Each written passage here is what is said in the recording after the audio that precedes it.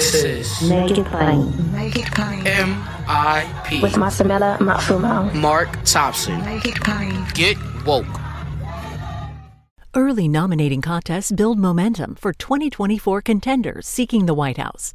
C-SPAN is the place for political campaign enthusiasts, with unfiltered coverage surrounding the early primaries and caucuses, as well as speeches from key battleground states. Whether you're interested in your state's race or want to follow all of the political events, you can get immediate access to what the candidates are saying, plus nominating results in real time with the free mobile app, C-SPAN Now, or watch live on the C-SPAN networks. Do you ever feel like life is a never-ending series of lessons while you try to find purpose, meaning, and answers? I am Vanessa Fontana, the host of Figuring Shit Out, a podcast where we undertake self-help, coming of age, and healing. As I live my 20s in New York City figuring shit out myself, I've realized that if you spend your whole life trying to get your act together, you don't have a life. You have an act.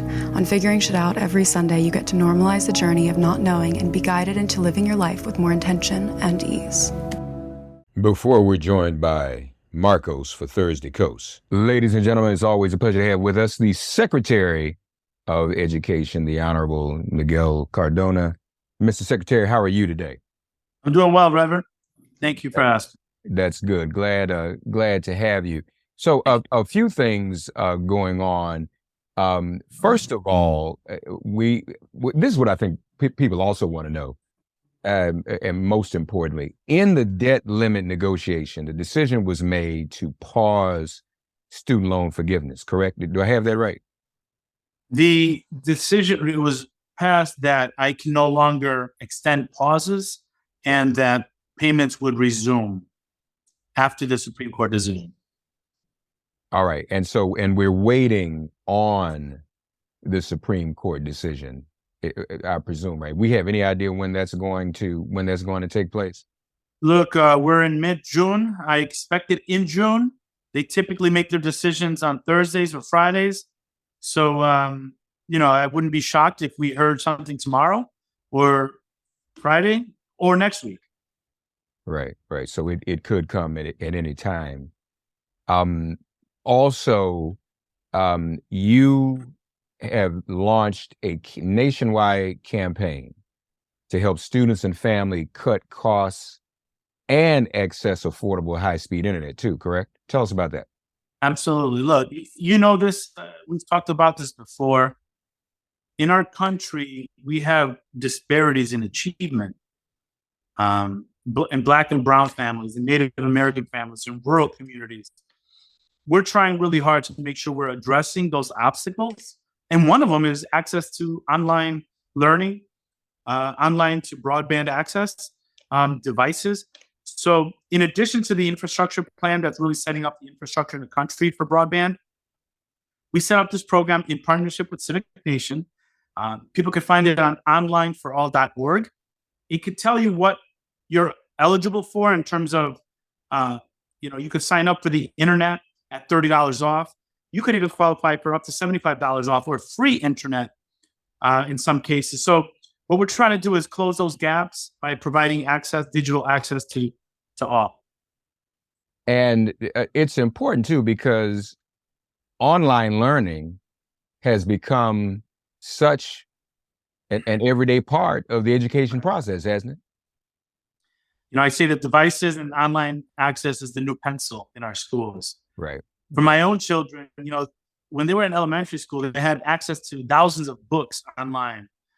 As they got older, turning in assignments was done online. Communication with families online. So it's no longer a luxury like it was when it first came out, right? We were, 20 years ago, it was something that you do to be entertained. Now, even as adults, you want to access motor vehicle services. You want to create a telehealth appointment with your doctor. That's done online. So we're trying to make it more accessible. We know there are gaps in access. We know there are millions of families that still don't have access, and we want to close those gaps. Yeah, no, that's very important. So how can families, again, find out about this and qualify for it? We're asking all families across the country, go check out onlineforall.org. Even if you have the internet and you want to see if you're eligible for lower cost internet, because internet could be up to $100 a month. And for some families, while they have internet, they may not be able to afford some of the other things that they need. So check out onlineforall.org, see what you're eligible for based on family members' income, and take advantage of this program. The president, the vice president are standing behind it. We know it's part of our effort to close the digital divide, to close the achievement gaps, to close that health access gaps that exist in our country. And we're putting our strategies behind our belief system that everybody should have access and that it's not a luxury, it's a right. Lastly, as you said, we started this off, this Supreme Court ruling could come any day now. Why don't you make the case, if you are before the Supreme Court, what case would you make as Secretary of Education, why this should continue, why debt forgiveness should go on? I'm going to make the case for two cases that are coming up in front of the Supreme Court. Number one, debt relief. The debt relief plan was targeted to people that need it the most, people making under $75,000, people that are more likely to need a little bit of help getting back on their feet after the pandemic. That's who it's targeted for. It's similar to the Small Business Loan Forgiveness Program, and I have complete authority under the HEROES Act. So to me, it's a black and white issue. The HEROES Act gives me authority to do it. The last administration used that HEROES Act to pause. I use the same authority to continue the pause and to provide targeted debt relief. That's number one. Number two, affirmative action. They're going to be deciding on affirmative action. We have not gotten to the point where we have equal access and equal outcomes for all students. Sadly, race and place are still predictors of where students end up. We need to make sure that our colleges are diverse, that students are learning in diverse environments. That's good for all students. And we need to make sure that we have specific efforts to make sure that the students that are entering our colleges are as beautifully diverse as our country. Failure to do that will take us back to, in my opinion, the Jim Crow era. We need to step up. And I'm paying attention to that case because I know that if it doesn't go the direction it needs to go, we're going to be taking our country backwards. And we need our families to understand the implications of this. We're ready, and we're going to continue to fight for a diverse higher education system because that's what our country deserves. Secretary of Education, folks, Miguel Cardona. Good to see you as always, my friend. Thank you, Ref. Take care. Looking for a fun way to win up to 25 times your money this basketball season? Test your skills on Prize Picks, the most exciting way to play daily fantasy sports. Just select 2 or more players, pick more or less on their projected stats, and place your entry. You could turn $10 into $250. Right now, Prize Picks will match your first deposit up to $100. Just visit prizepicks.com/fan and use code FAN. That's code FAN at prizepicks.com/fan. Must be present in certain states. Visit prizepicks.com for restrictions and details. Do you ever feel like life is a never-ending series of lessons while you try to find purpose, meaning, and answers? I am Vanessa Fontana, the host of Figuring Shit Out, a podcast where we undertake self-help, coming of age, and healing. As I live my 20s in New York City figuring shit out myself, I've realized that if you spend your whole life trying to get your act together, you don't have a life. You have an act. On Figuring Shit Out, every Sunday, you get to normalize the journey of not knowing and be guided into living your life with more intention and ease. Time once again for another edition of Thursday Kos with the founder of the largest online progressive community, dailykos.com, the host of the ever popular podcast, The Brief, and founder of Civics with a Q, Markos. But let's just, who, by the way, I'm sure how dedicated he is. He is under the weather, no doubt. And I said, man, why don't you just take the day off? He's, no, it's too much to talk about, too much news. Oh my God, so much to talk about. There is so much to talk about. He could not resist coming in on Thursday Kos today to have this conversation. So here we are. And yes, there is a lot to talk about. Amen. How are you, sir? Besides having a cold. Beside the cold, I'm doing really good. Thank you. Okay. Yeah. Okay, that's cool. So obviously you, like everybody else, took a look at the arraignment. Folks heard Malcolm Nance and Ellie Mistal on here. And Malcolm, we ran out of time. Malcolm can talk for hours. So I suggested that he book Malcolm on The Brief too, so we could do part 2, 3, and 4, because there's so much stuff. And bottom line is, folks, this isn't just small stuff. There is a possibility Donald Trump has exposed operatives for the United States government and U.S. government allies to being pursued and maybe even being executed. That is a possibility. And that's what Malcolm Nance was saying. That may in fact come up at trial. Markos, what kind of person wants the CIA, MI6, Mossad, and every other intelligence agent, every other Western intelligence agency angry at them? I wouldn't eat it. I wouldn't go out to dinner anymore. I wouldn't get on another airplane. I mean, that's just I mean, first of all, you said me and everybody else has looked at the indictment. The Republicans haven't looked at the indictment. They're all pretending that they don't know what's in it. Right. that it's no big deal, that it's just a couple of documents. You had Lindsey Graham saying that it was a technicality and like nothing got shown to the Saudis. And are you really going to go on that limb knowing Donald Trump? Because we know that Donald Trump was showing that thing to Kid Rock and anybody that walked through, wedding guests that walked through.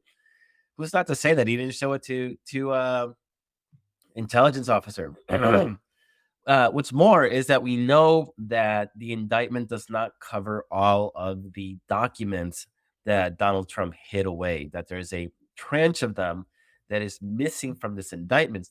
And so there's a lot of speculation. I don't know if Malcolm talked about that, but it does seem like it was some of the most sensitive material. So either the government does not want to talk about it at all, or they're saving it for yet another indictment on more serious espionage charges.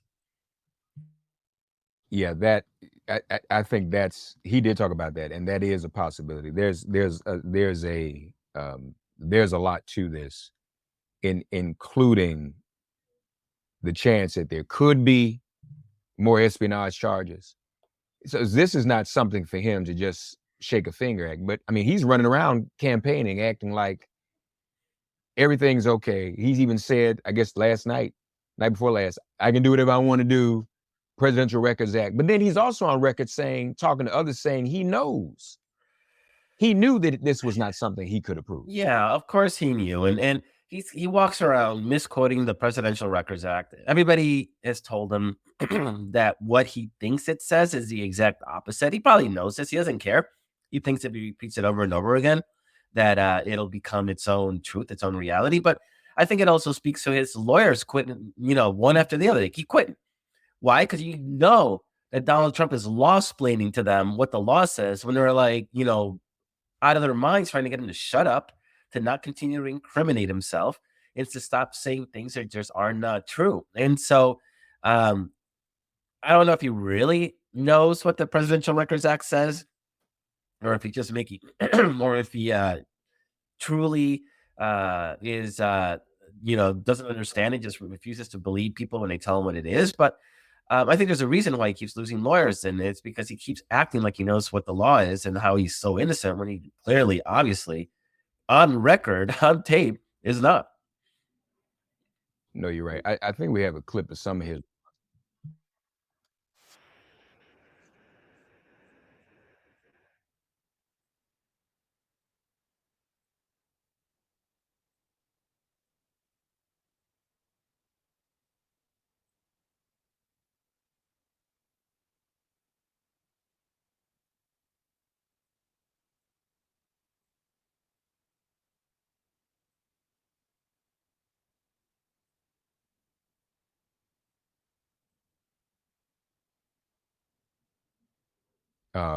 Yeah. You wonder whether Saturday Night Live is still imitating him, or is he imitating Saturday Night Live? He sounds just like the dude. You got a box, I got it. Isn't that terrible, the Espionage Act? Yeah, it is terrible. No president has ever been charged with this. This is, Benedict Arnold was not a president. But this literally, he's put himself in that category. I mean, it is quite amazing and understanding it goes back to him saying that he can shoot somebody on 35th Avenue. Nobody would give it, nobody would care. He knows he's got the glare of the presidency on him and the post-presidency, and he invites that glare. It's not like he is a reluctant participant. Like, he thrives on that. And yet he is absolutely rubbing people's face in the fact that he can do whatever he wants. And that in his mind, there can never be any consequences, because if there is, then people will get all mad and they'll riot and they'll do stuff. And you even see it with Republicans saying, "Oh, Biden is politicizing the Department of Justice." All of, ignoring the fact that they were all chanting "lock her up," right? Like, let's ignore that piece. They're all crying about how terrible it is that Biden is politicizing the Justice Department. That very same day at Bedminster, Donald Trump talks about how the first thing he would do as president is go after Joe Biden and Hunter Biden. So he is rubbing it in their face or trying to defend them. And he does this to them over and over again. And Mark, we've talked about it for how many years now? 7, 8 years. That Trump Republicans rush out to defend him, and he makes them look like fools every single time. So now, of course, you got Lindsey Graham and them saying that, this is just a technicality, that he had these documents, just keeping in mind that he did not get charged for any of the documents he returned. So, if you're going to talk about Mike Pence or Joe Biden having classified documents, or Hillary Clinton, all of them returned everything that they had in their possession. Trump was not charged on those documents. So he's been charged with the stuff that he hid, and he conspired with lawyers and staff to hide them from the FBI and the archives. And now that the big, the defense is, well, at least he did not sell them to Vladimir Putin and the Saudis. And, it's going to come out that he did. It's going to come out that he did. And I'll be really interested to see what that goalpost looks like at that point, because they will always find a way to defend him, even though he's led them to 3 straight losing elections in a row. I do not understand why they cannot quit the guy that has cost them so much. And even Chris Christie, this town hall on CNN on I think it was on Monday or Tuesday, said that Trump was a loser, 3 times. And, if they keep this up, it'll be a 4th time loser, because Trump is nothing but loser for Republicans. They cannot quit him. They keep defending him, even though he is now being charged under the Espionage Act. It's crazy. Yeah. But what's interesting? All of the candidates, most of them, first came out and said that they defended Trump. They thought this was some type of witch hunt. But then in the past 24 hours, I even have Mike Pence pretty much saying, getting off the fence, I should say. Mike Pence getting off the fence, pretty much saying that what Trump did is not defensible. I think as the indictment was being read, as people have had an opportunity to read it, the few Republicans who have read it, including Mike Pence, I think even Tim Scott made a statement that this is a little murky. So now they're even acknowledging that this is not a good thing. Yeah, we that's what the focus of our of the brief, my podcast, The Brief, was this week. We looked at the presidential statements from the Republican presidential field. And, you have Chris Christie sort of establishing that hard edge, right? Saying, like, this is criminal. This is right. And I think he's giving a little bit of space for people to be a little more aggressive in going after Trump. On the most spineless side, you have Rick DeSantis. You have DeSantis. What do I call him? Rick. That's Rick Scott. Ron DeSantis. And so he's still really afraid to do anything that might sound challenging to Trump. But yeah, you're starting to see a lot more. No, what you're seeing is, well, it looks bad, or what Mike Pence said is, I can't defend it. But they're also saying that they would pardon Trump, right? So they still cannot quit him. They still want those Trump supporters to like them. And the reality is that they're not a majority of the Republican Party. They're definitely not a national majority. And there's a place to carve out, like, to become the anti-Trump alternative in that field. It would require the field to consolidate, because then Trump would be winning with 35-40% of the primary vote. But if they can consolidate around one anti-Trump candidate, there's a chance that somebody could present that alternative. And we saw it in Georgia last cycle, where the Democrats held the Senate seat yet lost the governorship, because Georgia Governor Brian Kemp has been able to separate himself out from Trump. And he's still conservative. He's horrible on all the issues, but by saying I'm not Trump, Trump doesn't like me, I'm not one of his people, those suburban swing voters were happy to vote for him instead of Stacey Abrams, unfortunately. And so there's a place there that has electoral value, but I don't see Republicans really going for it. And even Chris Christie, who's the aggressive one, I don't think he's running to win. I think he's running to take down Donald Trump. I mean, it's a kamikaze mission, and it's going to be great. But he's also kind of an a-hole bully, and so he's not the alternative, I think, that Republicans need. But maybe he is. He serves a purpose of, there's big money in Republican politics now looking to take down Donald Trump because he is a loser for them. But the mainstream of the party and most elected officials still can't quit him, and it just blows my mind. You're right. I think it takes a bully to take down a bully. I think you're right. It probably is a kamikaze mission. So good. I mean, that's fine. Chris Christie will probably serve no other meaningful purpose to humankind. He hasn't thus far. So let him serve. Let him, serve this purpose in the way that we need him to. Somebody has to do it. Somebody has to do it. And I don't know what Chris Christie. You're right. I mean, Chris Christie will never be president. He'll probably never win the Republican nomination. As a matter of fact, I mean, not only is he a bully, he was a prosecutor himself.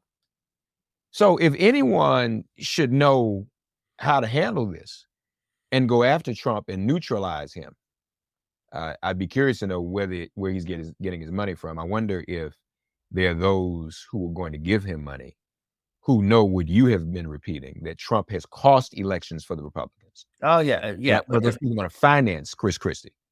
And if you notice, Mitch McConnell has not said a word. He has kept his mouth shut. I would not be surprised if it's his money network that's actually putting money into Chris Christie. The other prosecutor in the race is Asa Hutchinson, former governor of Arkansas. Nobody knows who he is. He's a non-factor, but he's also been very aggressive on the legal front. And it's I think it's noteworthy that the two prosecutors in that Republican field are the two people who are like, we're the party of law and order. What's going on here? And it is amazing how Republicans, they gave up on family values. They gave up on national security. They gave up on law and order. They've given up so much on the altar of Trump.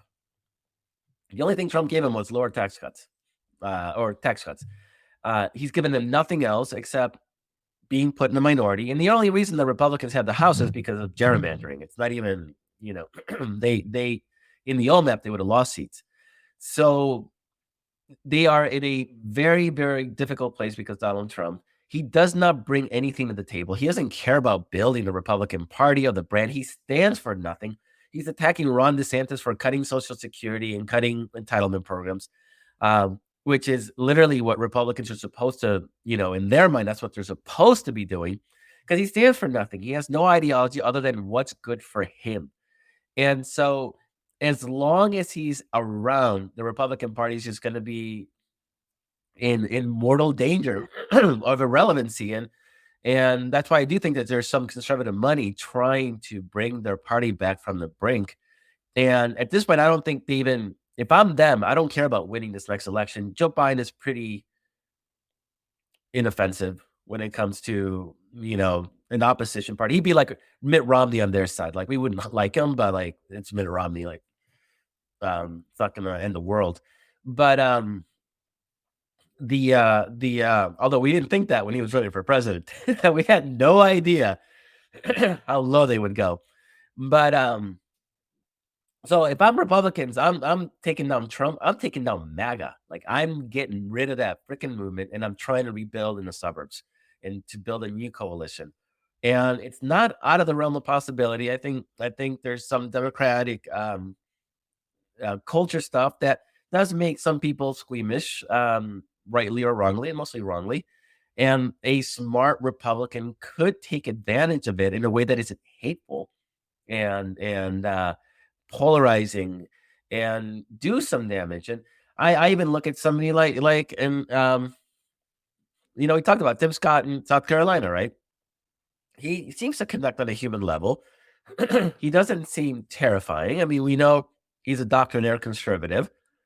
I think he can make inroads in white suburban America because everybody likes her, I'm not racist. I voted for the black guy mentality. And there, not that he's going to get through a Republican primary, but there's a spot for the Republican Party to rebuild itself as a not hateful but fiscally conservative party. And we'd all hate it and we'd all attack it but it wouldn't be what we see now, which is an outright assault on our democracy and eliminationist rhetoric towards entire groups of people because they are different. And so what we have now is a fascist movement, not a party. And so I do think that there are Republicans that are interested, and that's where the Chris Christie money is going in. And there might be money going to Brian Kemp. There's a big push to draft them into the race. Really? I had not heard that. Yeah. I think the Washington Post had a whole article that there's that Brian Kemp is being urged and money's being pledged to him if he does. I think Christie would be Christie could still be there, right? Christie could be the kamikaze, take down Trump. And then Brian Kemp is a reasonable, savior Republican who isn't hateful. He still has abortion, all the things that, like, the Republican Party right now is screwed, fundamentally screwed. But if you're going to rebuild, you got to start rebuilding somewhere. And so, yeah, it may mean they lose the next couple cycles in a row, but, they've done that before. They did that after Watergate and Richard Nixon, right? And, just one cycle later, they had Ronald Reagan. And a couple of years later, another decade later, they had Newt Gingrich in the House. You start from somewhere and you rebuild. Right now, they are in the gutter. And it is, it is fun to watch them, go after each other. The House right now is deadlocked because the Republicans are obstructing each other. It's absolutely hilarious. There's supposedly a deal, but who knows? We'll see if it holds up because the deal was with the Freedom Caucus, the nihilists, and now the moderate Republican, quote, moderate, scare quotes, are now rebelling and acting like they're going to be obstructing stuff. So right now, Republicans are going after each other. They have their civil war. It's going to play out in the presidential.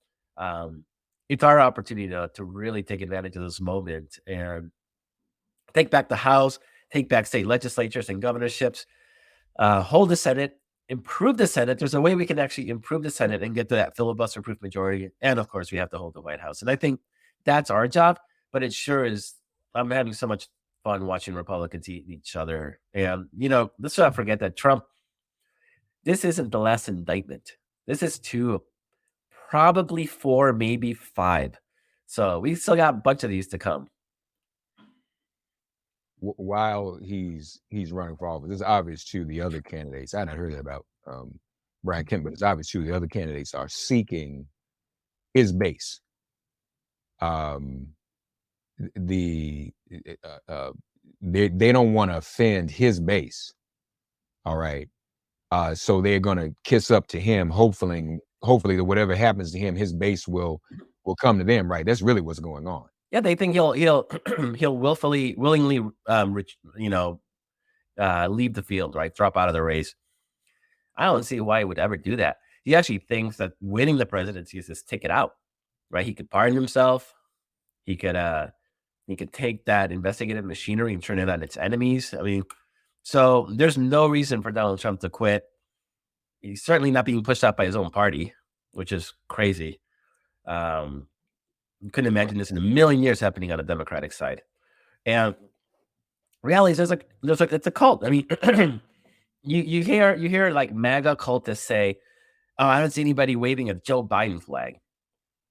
Right, because if we're gonna wave a flag, it's gonna be the American flag. Like, we're not a cult. We're not worshiping at the altar of a human being. And it's amazing because they accused, I don't know, Mark, you probably remember this. They accused Democrats of worshiping Obama.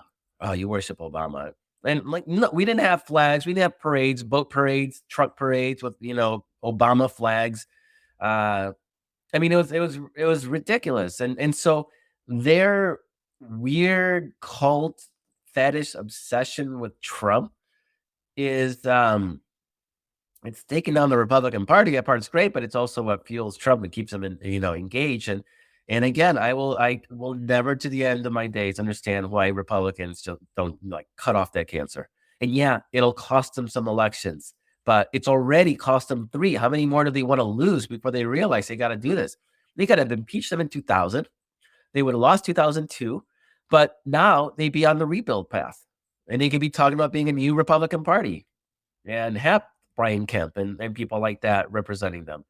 Instead, they're still dealing with Donald Trump, and until they get rid of him, they're going to keep losing. I mean, good for us, bad for the country, bad for the world. Yeah. No, you're absolutely right. This is a bit of news that's probably not broken the national wires.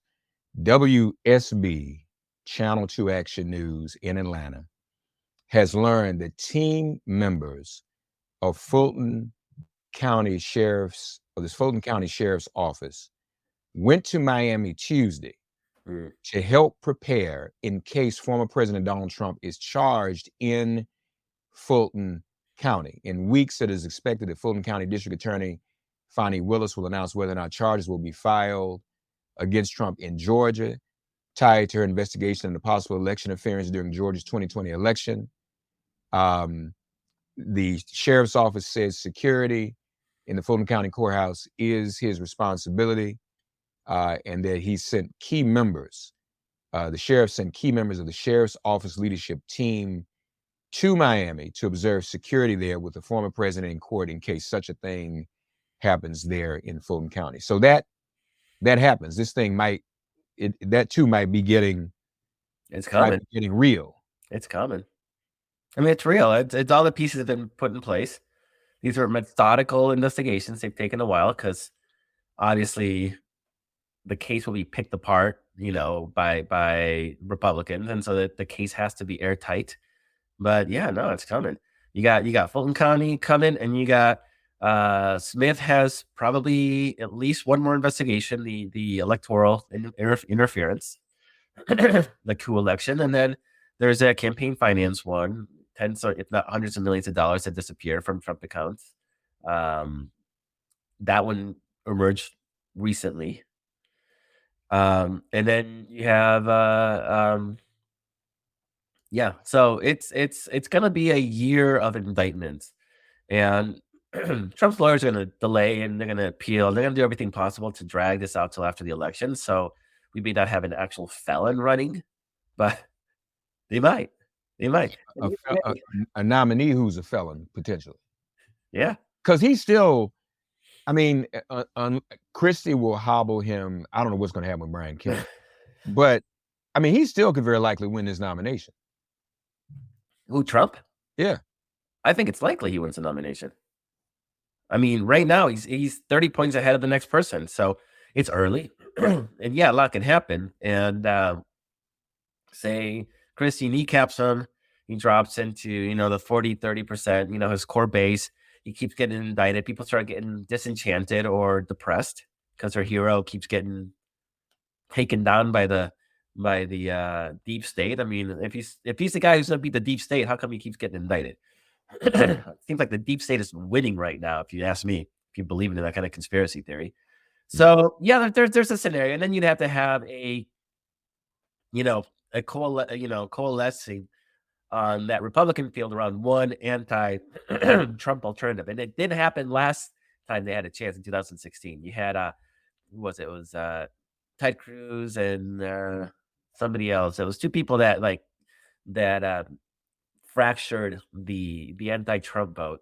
And so Trump was able to win with 35-40% of the vote in these states. And remember, the Republican primary, it's winner take all. So you can win with 35%, you get all of it. You get all of the states. Delegates, and the Republican and the Democratic primary is proportionate. So if you win 50% of the vote, you're going to get about half the delegates. Not exact, but it's roughly the way it works. So it's easier to be a challenger. That's how Bernie Sanders hung around as long as he did both times, just because that proportion. If it was winner take all, thing would have been over in 6 weeks. But Bernie kept getting delegates.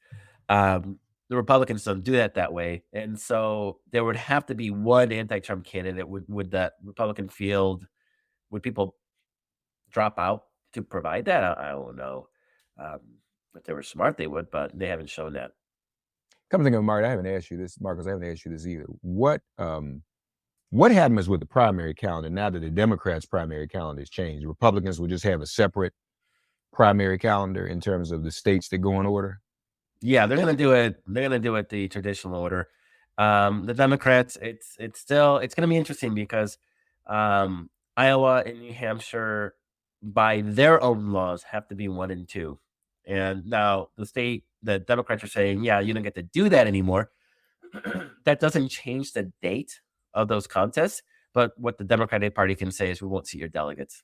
And so that's the sort of the face off. In the past, when that's happened, Florida once moved up against the rules, and the delegates were seated at because it didn't matter to the results of the election. They were seated as a goodwill gesture. But that there's going to be a face off, and it really doesn't matter this year because there's no real Democratic primary. So the stakes are low this time around. It'll be a lot higher in 4 years for sure. Markos Melitsas, as always, check out The Brief, folks. Wherever you get your podcasts, it's available everywhere. Also, become a part of the Daily Kos community. Many of you already are, but if you've not done so, please do so. Stay informed on all the latest progressive news. Netroots Nation around the corner as well. Looking forward to... I see you there, right, Mark? Yes. Yeah. In Chicago. Yeah, it's very fun. The Democratic Party, took a cue from Netroots Nation, in terms of deciding where to have the convention. I love Chicago. It's my hometown.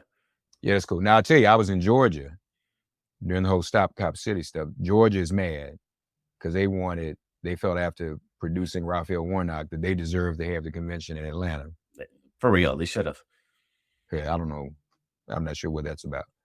But it'll be Chicago. Chicago's great. It'll be fine.